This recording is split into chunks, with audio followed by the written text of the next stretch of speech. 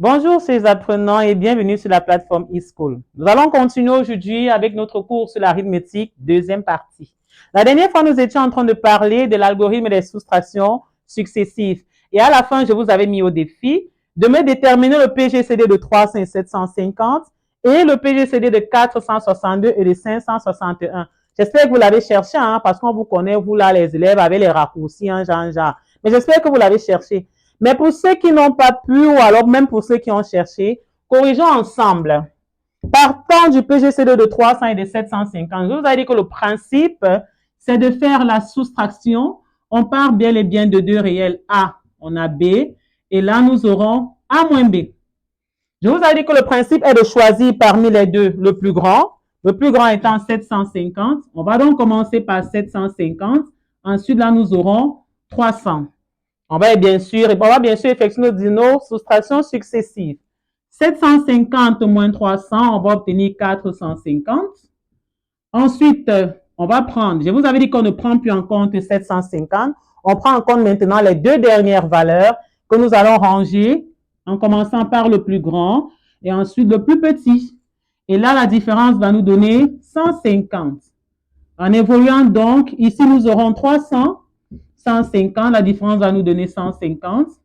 Et ici, nous aurons 150 moins 150 qui va nous donner 0. Arrivé à ce niveau, vous vous rappelez du principe, non? Pour pouvoir déduire le PGCD, il fallait tout simplement prendre la dernière différence non nulle. Et dans notre cas, la dernière différence non nulle n'est rien d'autre que 150. On pourra donc conclure que le PGCD de 300 et de 750 est égal à 150, tout simplement. Passons à notre deuxième défi, qui était de trouver le PGCD de 462 et de 561. Même principe, nous prenons nos valeurs A, B, et là nous aurons A moins B. On commence toujours par le plus grand, donc on va prendre 561. Ici, on va prendre 462. Le principe toujours est de faire la différence. Ici, on obtiendra 99. On continue, 462 moins 99. Là, on va obtenir 363. On va donc continuer ainsi, en commençant toujours par le plus grand. 363 et 363 moins 99, cela va nous donner 264. Évoluons. On aura 264 moins 99. Et là, vous avez certainement obtenu 165. Ça, c'est pour ceux qui ont trouvé. Même pour ceux qui n'ont pas trouvé, ce n'est pas grave. Le plus important, c'est de comprendre où on s'est trompé. 165 moins 99. Ensuite, là, on obtient 66. On va donc continuer ainsi. Avec 99 moins 66, on va obtenir 33. Ensuite, 66 et 33, on obtiendra 33. 33 et 33.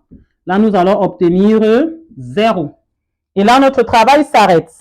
Et bien sûr, pour déterminer le PGCD de 500, le PGCD de 561 et de 462, il est question pour nous de prendre la dernière différence non nulle qui est de 33. Déjà, un grand bravo à ceux qui ont pu trouver, mais ceux qui n'ont pas pu trouver, j'espère que vous avez compris ce qu'il fallait faire et qu'au prochain défi, vous allez également trouver. Bien, là, c'était la quatrième tâche de notre activité d'apprentissage. Nous allons maintenant passer à la cinquième tâche où nous verrons une autre méthode de détermination de PGCD différente de la décomposition en produits de facteurs premiers et également différente de la méthode des soustractions.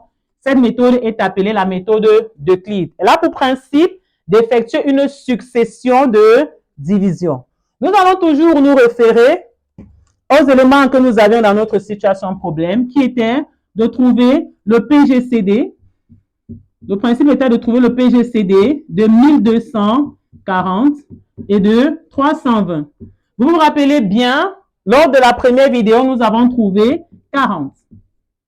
Maintenant, le principe ici pour cette cinquième tâche de l'activité d'apprentissage, sera de remplir ce tableau. Ici, je veux prendre ce que nous connaissons comme étant le dividende. On a parlé du dividende depuis l'école primaire. Hein? Je vais l'appeler A. On va l'appeler notre A. Ensuite, lorsqu'on parle de dividende, on va également parler de diviseur. Là, j'ai le diviseur. On pourrait également l'appeler B1 si vous voulez. Là, il n'y a pas de souci. Il n'y a pas d'ambiguïté. Maintenant, ici, nous allons manipuler le reste. On va l'appeler R.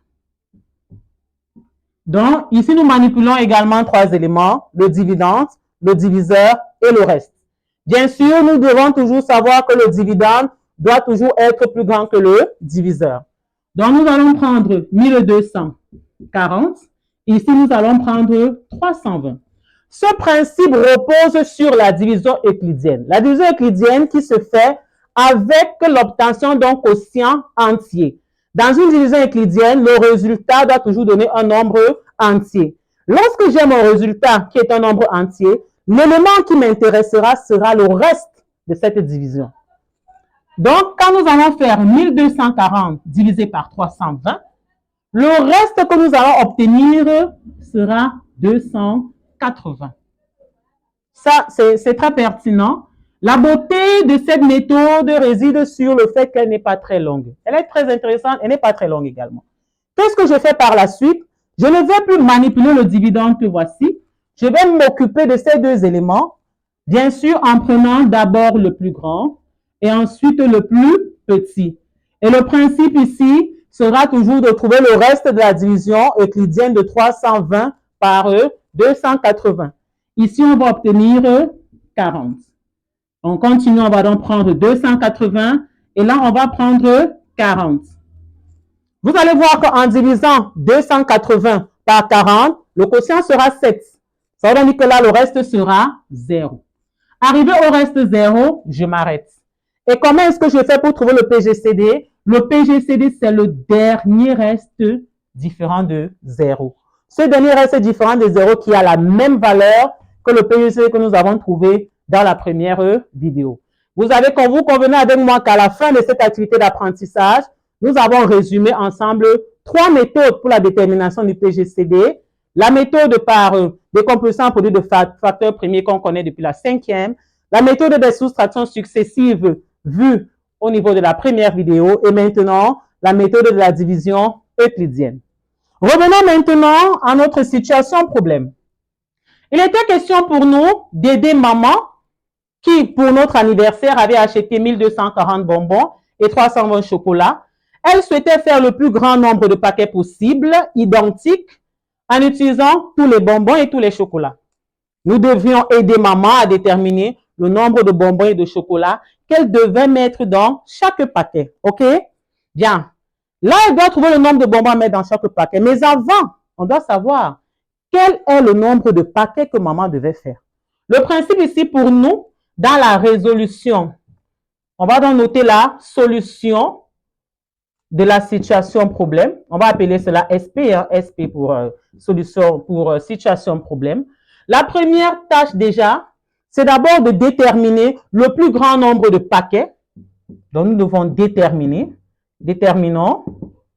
le plus grand nombre de paquets que maman devra faire. D'accord? Le plus grand nombre de paquets que maman devra faire pour votre anniversaire, parce que maman va vous faire plaisir. Lorsqu'il s'agit de déterminer le plus grand nombre de paquets, la plus grande surface, la plus grande mesure, le premier élément qui doit vous venir en tête, c'est la détermination du PGCD. Maman a 1240 bonbons, elle a 320 chocolats. Déjà, pour trouver le plus grand nombre de paquets, me reviennent à déterminer le PGCD de 1240 et de 320. Ici, on va plus se casser la tête, hein, on l'a déjà fait plus tard avec tellement de méthodes. Nous convenons ensemble qu'il s'agit de 40 paquets. Donc, pour votre anniversaire, maman va faire 40 paquets identiques. Maintenant, dans chaque paquet, maman va mettre combien de bonbons, combien de chocolat. Ce que je sais, c'est que maman a en tout 1240 bonbons. Et dans 1240 bonbons, elle veut faire 40 paquets. Donc, maintenant, pour trouver le nombre de bonbons, là, c'est un problème de règle de 3, hein, c'est facile. Pour trouver le nombre de bonbons, on va tout simplement faire 1200, 1240, qu'on va diviser par 40. Ça, c'est pour trouver le nombre de bonbons. Facile, facile. Là, nous allons trouver 31. Maintenant, pour le nombre de chocolats, le principe sera le même. Vu que maman a acheté 320 chocolats, on va tout simplement faire 320 divisé par 40, ce qui va nous donner 8 chocolats. Donc, en définitive, comme solution de cette situation problème, maman devra mettre dans chaque paquet 31 bonbons et 8 chocolats. Bien, nous avons donc résolu ensemble la situation problème. Mais avant de se séparer, comme d'habitude, j'ai toujours des challenges à vous donner. Mais un challenge tout à fait particulier parce que nous allons toujours utiliser les nombres de la première partie. Le challenge que je vous donne est le suivant. C'est celui de déterminer le PGCD de 300 et de 750, cette fois-ci plutôt en utilisant l'algorithme de Klitz et non l'algorithme des soustractions. Et vous verrez bien pour ceux qui trouveront que les résultats obtenus seront les mêmes. Donc, le PGCD de 300 et de 750 et également le PGCD de 561 et de 462. Là, c'est le challenge pour cette seconde vidéo. Une autre dernière astuce avant de partir. Vous vous rappelez sur l'activité d'apprentissage, nous avons déterminé le PPCM d'une autre façon, sans utiliser la décomposition. Et nous nous sommes rendus compte qu'à la fin, on avait les mêmes résultats. Je vais donc vous donner ces formules ici à mémoriser. Ça, elles feront partie de ces raccourcis que vous pourrez utiliser plus tard. Comment déterminer le PGCD en utilisant le PPCM ou le PPCM en utilisant le PGCD. Ces formules sont les suivantes.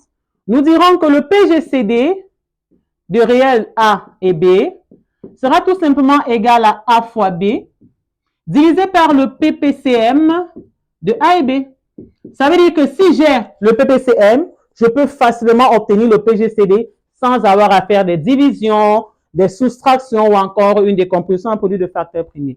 De la même manière, nous disons également que le PPCM de A et B sera égal à A fois B divisé par le PGCD de A et B. Petite astuce donc pour la suite, pour éviter de faire des gros calculs, hein, vraiment. Ça, c'est cadeau, mes chers apprenants. Bien, nous allons nous arrêter là pour cette vidéo, mais évidemment, je vous donne rendez-vous dans les différents commentaires où vous trouverez un lien pour un problème très particulier pour vous. Donc, je vous donne rendez-vous à la prochaine vidéo où nous allons solutionner ensemble ce problème. Ciao, ciao!